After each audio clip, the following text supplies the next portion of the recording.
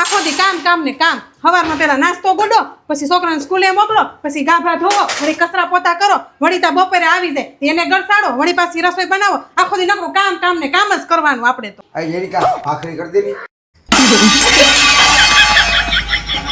પટોળું લેવાનું ગોડ્યું તું, ઈ લઈ આવવું નથી અને ભાખરી ખાવી છે. પટોળું લેવું હોય તો મોઢેથી વાત થાય ને. હા તો મોઢેથી જ વાત કરું છું. વિજયભાઈ પટોળાવાળા અહીંયા મહાસેલ લાગ્યો છે, લઈ જવા લો મને. આ તો પણ હાલ ને ભાઈ, હું તને ક્યાં ના પાડું છું.